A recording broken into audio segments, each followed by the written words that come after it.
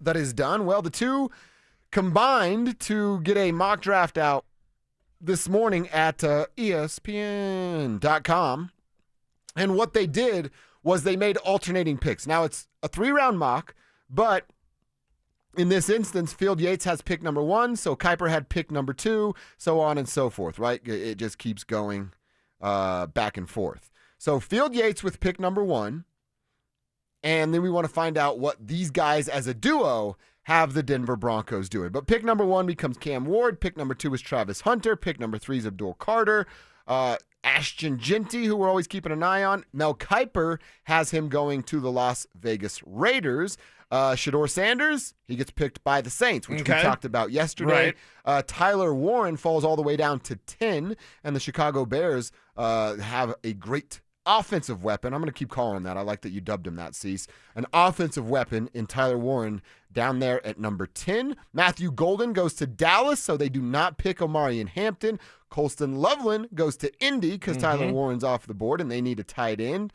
So I scroll all the way down to number 20, and that's what it is. It's Mel Kiper's pick here for the Broncos, and he has him making the pick that we've seen all mock season long, most mock season long, of Omarion Hampton right there. So that's with T-Mac still on the board and with a couple of defensive guys that you and I have talked about as an option as well. So that's pretty standard.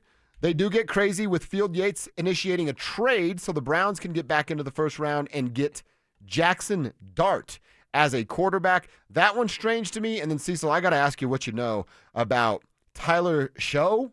I think it is, quarterback from Louisville. Oh, Shuck. Shuck, sorry.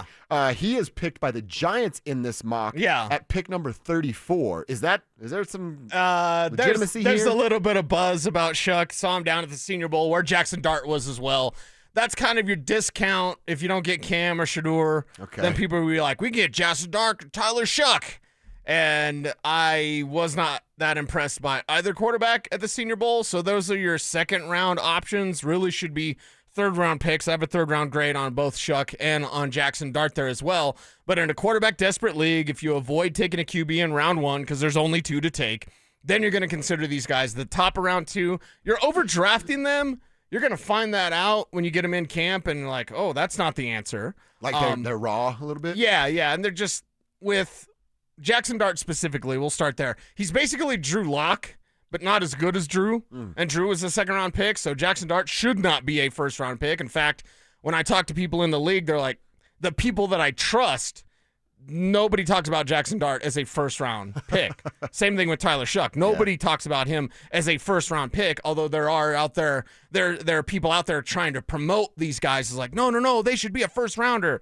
No, they shouldn't. I mean, we've seen mock drafts where Jackson Dart goes ahead of Shedeur Sanders, and that's just crazy talk. Yep. Absolute crazy talk. So, yeah, there's going to be another wave of quarterbacks. Quinn Ewers will be in the conversation somewhere after Shuck, after Dart. But, yeah, you've got another level of QBs, and this class and just kind of the Broncos situation makes me go, thank God they're not in the quarterback market anymore. Why Shuck, though? Like, he just come out of nowhere for me. I know you saw him at Senior Bowl, but I'm not in the same world that you're in.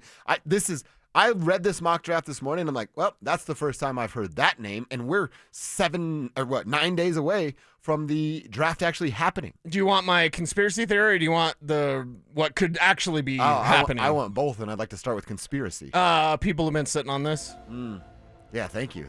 People have been sitting on this as like, we're going to wait, and then they can't help themselves because scouts are like a group of hens, right? They're just all the time, right?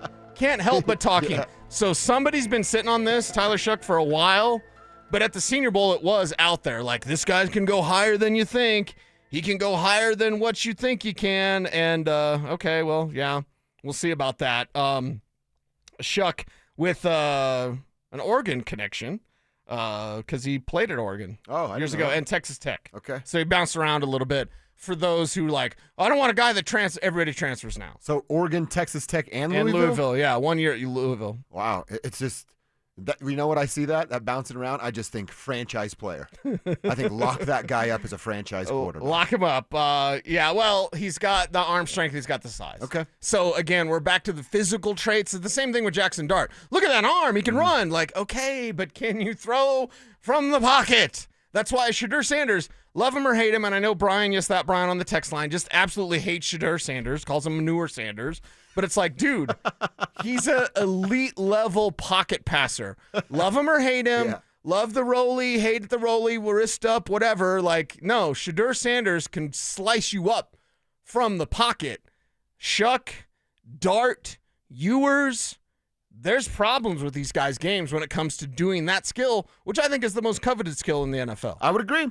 All right, so then what do the Broncos do at 51 and 85? Well, you get down to 51, it's not Mel Kiper picking, it's Field Yates picking, and he has them grabbing a tight end, which we really, really like, and the tight end is Mason Taylor from LSU. Nice. And what Field Yates writes is that Denver signed Evan Ingram this offseason. It could really take the tight end room to the next level with Taylor. He's a natural pass catcher. Here you go. This is that buzzword that everybody wants to hear. He also holds up very well as a blocker. That's what Sean has to check that box, right? You got the blocker right there. Mason Taylor, Cecil, we've talked a ton about tight ends. I don't really give a you-know-what about the blocking ability, but I'll ask you, is he the best blocker of the bunch when it comes to the tight ends? No, not at all. But he is an effort blocker that can do what scouts call shield and steer. He'll get you away from it, and he'll steer you over in the wrong direction, the direction you don't want to go. What isn't that good enough? Yeah. That's exactly what it is. And also you consider of how many games that he's played. He started right away in the SEC, caught a pass in 37 of 38 career games, so you love to see that from a player who has more upside than Elijah Arroyo and is not as raw as Elijah Arroyo. In fact, and I'm going to do one mock draft. I do one, and it will come out the day before a day of the draft. So I do one mock draft. There's certain, again, kind of buzz out there. Like if Taylor snuck into the end of the first round, I wouldn't be surprised. Really? So this at 50, they got him at 51, So right? you go, yeah, Tyler, Colston, Mason. And Colston may not go to Indianapolis. Now, I think it's funny that Indianapolis is putting out the buzz of like, we don't like Colston Loveland. Don't let them know we like Colston Loveland. Like, so I do not believe that. When I had heard that about Indianapolis not liking Colston Loveland, I was like, liar. So just think Mason Taylor. I'm not sure you can get him at 51. Let's just say that. And that's based off recent buzz of him being one of those climbers because people understand what he did in the SEC from day one. And then that, just upside that he brings. He's not as raw as a guy like Arroyo, Harold Fannin, any of these other guys, not named Terrence Ferguson. I think Ferguson is in the conversation. That's another one. Not in late first or maybe even second, but Ferguson should be hanging around late second, early three. This mock has Harold Fannin going to the Chiefs, and I was like, hate that. Ugh. Absolutely hate that. Oh, yeah. That would be a little terrifying as to what it could turn into. They're looking for the Kelsey successor, and they had Jared Wiley last year, the TCU kid I really liked. There's a big-bodied wide receiver, right, yeah. But he shredded his knee. I think that was like October, something like that. I watched Arroyo was on NFL Network yesterday. Okay. And watched him kind of go, do the interview bar and then watch his highlights, which, again, it's a highlight reel.